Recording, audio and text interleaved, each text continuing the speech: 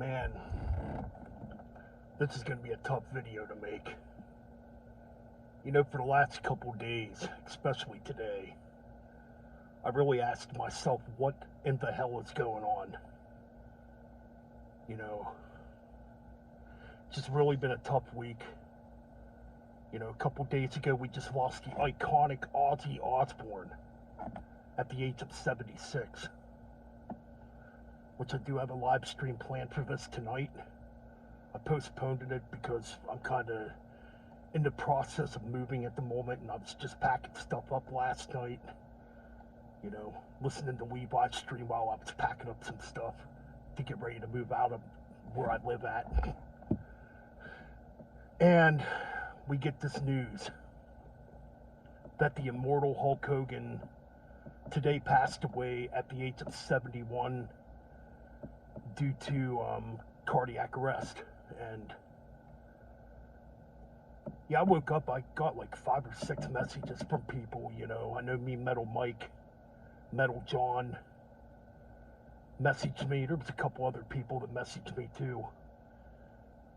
I didn't want to believe it. I didn't want to believe it until I looked at, you know, the internet, you know, Google, obviously, to see if this was factual, and it's factual.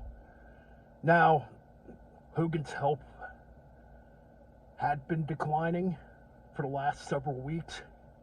Rumors were that he was in the hospital. He wasn't looking good. I don't want to get into all that jazz because I don't know what really went on behind the scenes. You know, you can make all the accusations that you want about it, but to me, if you don't have factual information, I don't know. I just don't feel like you should report it or talk about it. And man, I'll tell you what, this one really hits because, you know, back in the 80s is when I got into professional wrestling. In fact, it would have been 1984 to be exact, around the summer of 84. You know, I was 5 years old. I remember being at my babysitter's place at the time, you know, and I want to say it was on MTV. Now, this was so long ago, so it is a little fuzzy, but I want to say it was on MTV. I seen these highlights on there of Hulk Hogan beating the Iron Sheik for the title. And I was just mesmerized by this Hulk Hogan guy as a kid. I thought this guy was like the real Superman, you know, like the real life Superman, you know, or the real life Incredible Hulk because of his look, you know, and the charisma, you know, the charisma this guy had, you know. He was like a real life superhero to me as a kid. And, you know, I became a huge wrestling fan, you know. Now, back then, you know, my life was WWF wrestling, Masters of the Universe, you know, Alf, of course, and the Dukes of Hazzard, and, you know, there was a bunch of other great shows back in the 80s, too, that I really gravitated to as a kid. But, man, something about Hulk Hogan, man, just was impeccable to me, like I said, and I was there for so many Hogan moments throughout the WWF. I seen them all practically, you know. I remember the build going into WrestleMania 1. Now, granted, I didn't get to watch wrestling all the time back then, but when I could see it, you know, it never left my mind, you know, what was going on, you know. I remember seeing, like, clips of Tuesday Night Titans as a kid building into WrestleMania 1 with Hogan and Mr. T and Piper and Orndorff. You know, that was some cool stuff. And then, you know, WrestleMania 2, you know, when King Kong Bundy broke his ribs, you know, that made me cry as a little kid, you know. And then, you know, WrestleMania 2, he overcame the odds and beat Bundy in that cage match, you know. And then the one that really sticks out in my head, too, well, then there was the feud with Mr. Wonderful Paul Orndorff. I remember that as a kid, when Paul Orndorff turned on Hulk Hogan, and they had some epic battles back then. But the one that really sticks out, I remember watching this at my grandma's. Oh, man. The one that really sticks out, obviously, is the build into WrestleMania 3 with Hogan and Andre. I saw all those Piper's Pits as a kid leading into that match. Some magical stuff back then, and at the time, I'm like, Andre, what are you doing? You know, you're turning on Hulk Hogan. You know, and I didn't know back then, you know, that they wrestled like 7 years prior back in 1980 at Shea Stadium and had a feud back then where Hogan was the bad guy and Andre was the fan favorite. I didn't know that as a little kid. You know, it wasn't long afterwards I found out about that, of course, but just all that stuff. And then, you know, WrestleMania 4, you know, when the Mega Powers exploded, you know, the Mega Powers came out, you know, Hulk Hogan and Macho Man. You know, obviously tension would happen, and, you know, that would lead into WrestleMania 5 with Hogan and Savage and that famous Saturday night's main event, or the main event back then, you know, where Savage turned on Hogan, you know, and they had a memorable match at WrestleMania 5, you know. Oh, man, and then all the Saturday night's main event matches, too, you know, with Paul Orndorff in the cage, you know, the first Hogan and Andre face-off and that battle royal leading up to WrestleMania 3, you know, just a bunch of other stuff. Hulk Hogan versus Big Boss Man in the steel cage match, you know, I could go on and on about this. And I got to see all this stuff growing up as a kid, you know, the Ultimate Challenge at WrestleMania 6 with Hulk Hogan and the Ultimate Warrior. That was some magical stuff as a kid. The first time you ever saw a face versus face type of match that I can remember, you know, at that time. And then obviously, you know, the No Holds Barred movie in the summer of 1989, you know, all these memories, you know. Man, Hulk Hogan versus Sergeant Slaughter at WrestleMania 7, you know. Now I'm near the end of Hulk Hogan's WWF run. It wasn't quite as memorable, you know. I mean, they brought Ric Flair in. I don't know why they never did Hulk and Flair at WrestleMania 8. There's been accusations and rumors why that never happened. I think it should have happened. That's what I wanted to see at the time, and I'm sure a lot of fans wanted to see that. But, you know, then, you know, the steroid scandal. I'm trying not to make this negative because a lot of people have talked a bunch of negative flack about Hulk Hogan, especially in recent times. And I'm trying not to do that here, but all that stuff happened. Hulk disappeared for a while. He came back in early 93 to team with Brutus Beefcake, the Mega Maniacs. Yes. And they went up against Money Inc. at WrestleMania 9. Then Hogan beat Yokozuna in that controversial finish at WrestleMania 9 to win the belt. Then he would lose to Yokozuna and pretty much leave WWF. He did a few house shows over in the UK prior to leaving before SummerSlam 93, you know. And then Hulk Hogan got lingered into WCW by Eric Bischoff and Ric Flair. So that was kind of shocking to me at the time, I remember. So yeah, I followed Hulk over to WCW then because I was such a Hogan fan, you know. So yeah, I remember Hogan and Flair, you know. That was big at the time, man. That actually made headlines at that time. You know, you had Shaquille O'Neal there being the referee. Yeah, man, it was pretty cool at that time, you know. Hulkamania was now running wild in WCW, you know. Yeah, there was some dumb stuff too, like the Dungeon of Doom. Yeah, granted, the Hulkamania stuff in WCW wasn't quite as memorable as the WWF stuff, obviously. I mean, yeah, he had a couple good matches with Vader, you know. But what really changed the guard is when he became Hollywood Hulk Hogan and turned heel.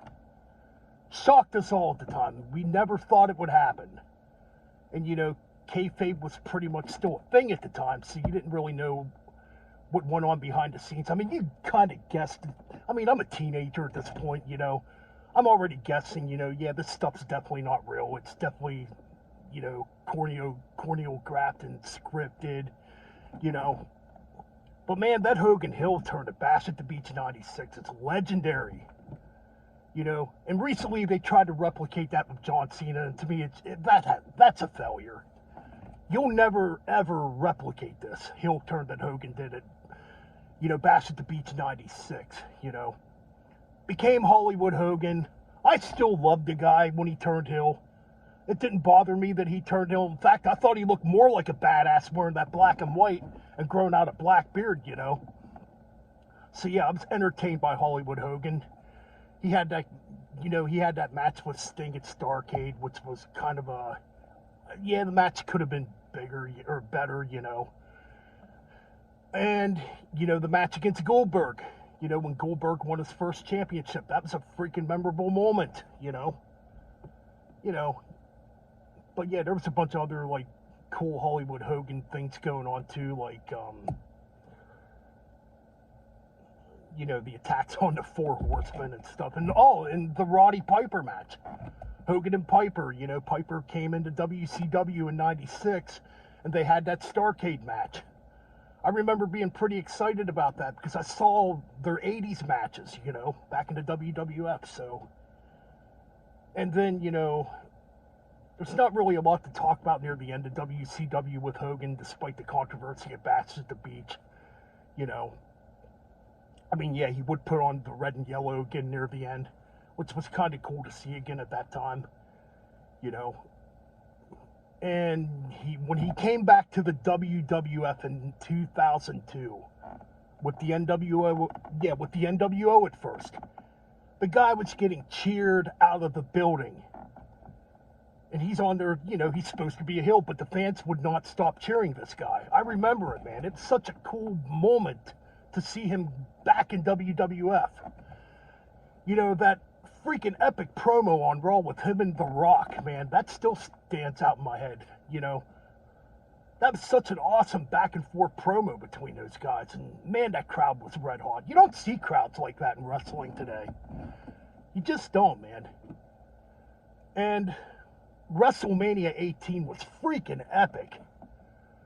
You know, that crowd cheered Hogan out of the building. They did not forget Hulkamania in the 80s.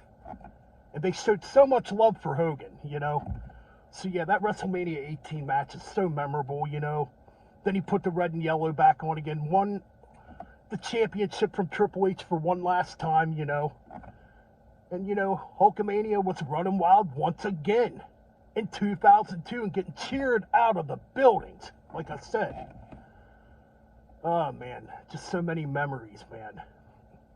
You know, he had matches against, like, Brock Lesnar.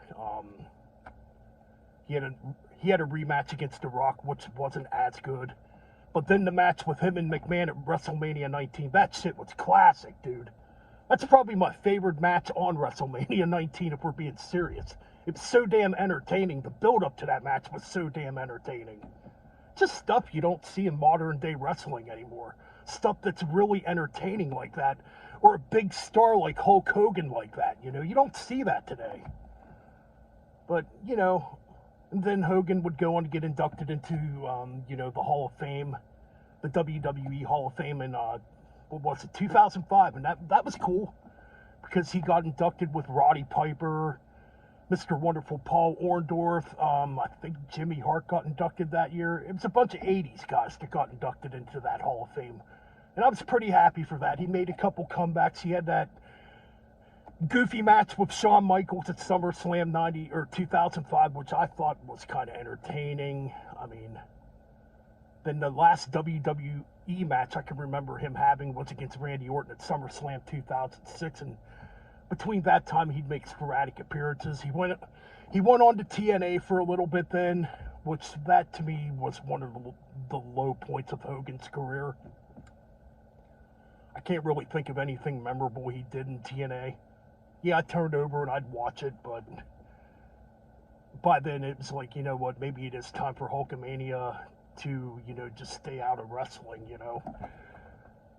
Then in 2014, he came back to WWE again. You know, he was at WrestleMania 30. It was kind of cool seeing him and Stone Cold and The Rock in the ring together to begin the show.